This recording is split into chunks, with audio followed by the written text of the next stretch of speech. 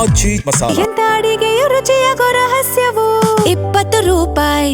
ಏನು S S Subbareddy ಅವರಿಗೆ ಏನು ಸಚಿವ ಸ್ಥಾನ ಕೈ ಬಿಟ್ಟಿರುವ ಹಿನ್ನೆಲೆಯಲ್ಲಿ ಇವತ್ತು ಬಾಗೇಪಲ್ಲಿ ಪಟ್ಟಣ ಚೇಳೂರು ಮತ್ತೆ ಏನು ಗುಡುವಡೆ ಪಡೆ ಸಂಪೂರ್ಣ ಸ್ತಬ್ಧ ಆಗಿರೋದು.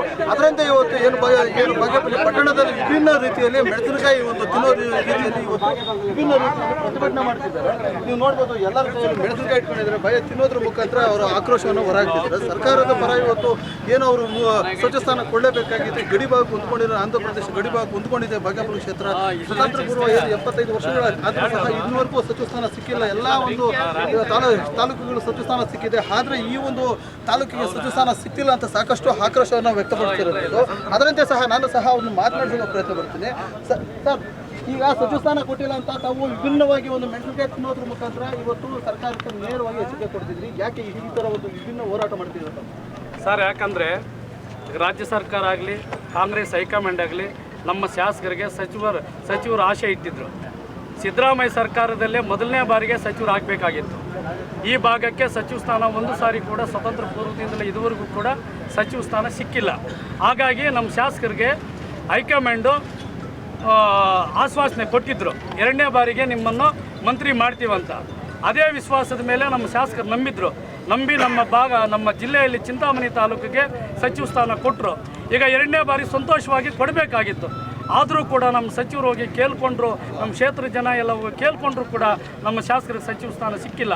ಹಾಗಾಗಿ ನಮ್ಮ ಆಕ್ರೋಶ ಇವತ್ತು ಮೆಣಸಿನಕಾಯಿ ತಿನ್ನುವ ಮುಖಾಂತರ, ಖಾರ ಇರಿಸ್ಕೊಳ್ಳುವ ಮುಖಾಂತರ ನಾವು ಈ ಬಂದು ಕರೆ ಕೊಟ್ಟಿದ್ದೀವಿ ಸರ್. ಯಾಕಂತಂದ್ರೆ ಇರೋದೇ ಒಂದೇ ಒಂದು ಸೀಟು, ಅದು ಸಹ ಮಹಿಳಾ ಮೀಸಲಾತಿ. ಅದನ್ನ ಇವಾಗ ನೀವು ಕೊಡಬೇಕು ಅಂತ ಹೇಳ್ತಿದ್ರೆ ಈ ಸರ್ಕಾರ ಇದನ್ನು ಒತ್ತಾಯ ಕೂಡ ಈಗಲೇ ಒಂದು 2 ಸಾರಿ ಮಾತು ಕೊಟ್ಟಿದ್ರು ಅಂತ ಹೇಳ್ಬಿಟ್ಟು ಎಲ್ಲ ನೀವು ಹೇಳ್ತಿರೋಂಥ ಮಾತು.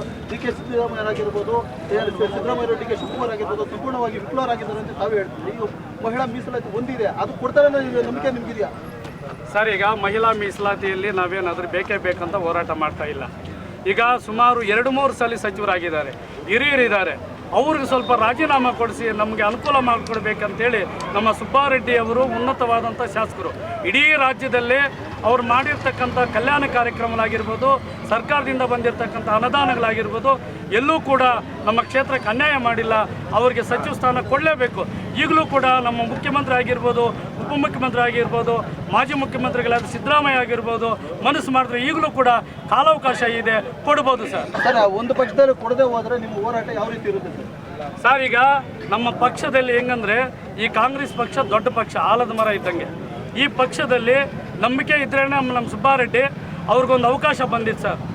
ಈಗ ಆಪರೇಷನ್ ಆದಾಗ BJP ಸರ್ಕಾರ, ಬೊಮ್ಮಾಯಿ ಸರ್ಕಾರದಲ್ಲಿ ನಮ್ಮ ಶಾಸಕರು ಕೂಡ ಆಪರೇಷನ್ ಬಂದಿತ್ತು. ಆದರೂ ಕೂಡ ನಮ್ಮ ಶಾಸಕರು ನಮ್ಮ ಕಾಂಗ್ರೆಸ್ಸು ತಾಯಿ ಗುಣ ಇದ್ದಂಗೆ ನಾನು ಇದರಲ್ಲೇ ಇರ್ತೀನಿ, ಯಾವುದೇ ಆಶೆ ಮೇಂಡಿಕೆ ಯಾವುದು ಕೂಡ ಅವರು ಆಶೆ ಪಡೆದಿರ, ದುಡ್ಡಿಗಾಗಲಿ ರೆಕಮೆಂಡ್ಗಾಗಲಿ ಯಾವುದೇ ಆಶೆ ಪಡೆದಿರ ಅವರು ನಮ್ಮ ಪಕ್ಷ ಅಂದರೆ ಪ್ರೀತಿಯಿಂದ ನೋಡಿದ್ದಕ್ಕೆ ಈಗ ನಮಗೆ ಮೋಸ ಆಗ್ತಾ ಇದೆ ಸರ್. ದಯಮಾಡಿ ಈಗಲೂ ಕೂಡ ಮುಖ್ಯಮಂತ್ರಿಗಳು ಮನಸ್ಸು ಮಾಡಿದ್ರೆ ಸಚಿವ ಸಂಪುಟದಲ್ಲಿ ಸೇರಿಸ್ಕೋಬೋದು ಸರ್. ಕೊಡಲಿಲ್ಲ ಅದು ಪಕ್ಷದಲ್ಲಿ ಸರ್, ಕೊಡಲಿಲ್ಲ ಅಂದರೆ ನಾವು ಕಾಂಗ್ರೆಸ್ ಪಕ್ಷದಲ್ಲೇ ಇದ್ಕೊಂಡು ನಮ್ಮ ಕಾಂಗ್ರೆಸ್ ಪಕ್ಷನ ಗೆಲ್ಸೋಕ್ಕೆ ಮುಂದಿನ 28ನೇ ವರ್ಷದಲ್ಲಿ ನಾವು ಕಾಂಗ್ರೆಸ್ ಪಕ್ಷ ಗೆಲ್ಸೋಕ್ಕೆ ಬಿಡಲ್ಲ ಸರ್. ನೋಡಿದ್ರಲ್ಲ ಹೋರಾಟದ ಒಂದು ಏನೋ ಕಾವು ಯಾವ ರೀತಿ ಇದೆ ಅಂತಂದರೆ, ಯಾಕಂತಂದ್ರೆ ಸರ್ಕಾರ ಏನಾದರೂ ಅವ್ರಿಗೇನಾದ್ರು ಸಚಿವ ಸ್ಥಾನ ಕೊಡಲಿಲ್ಲ ಅನ್ನೋ ಪಕ್ಷದಲ್ಲಿ ಉಗ್ರವನ್ನು ಹೋರಾಟ ಮಾಡ್ತೀವಿ, ಎಲ್ಲನೂ ರಾಜೀನಾಮೆ ಕೊಡ್ತೀವಿ, ಸ್ವಯಂ ಪ್ರೇರಿತ ರಾಜೀನಾಮೆ ಕೊಡ್ತೀವಿ ಅಂತ ಸಹ ಹೇಳ್ತಿರುತ್ತೆ. Satish, Zee Kannada news, Chikkaballapur.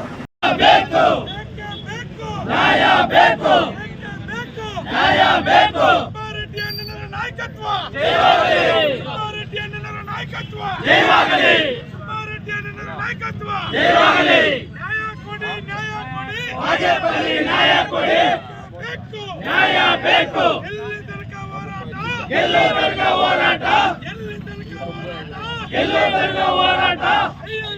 ಅನ್ಯಾಯ ನ್ಯಾಯ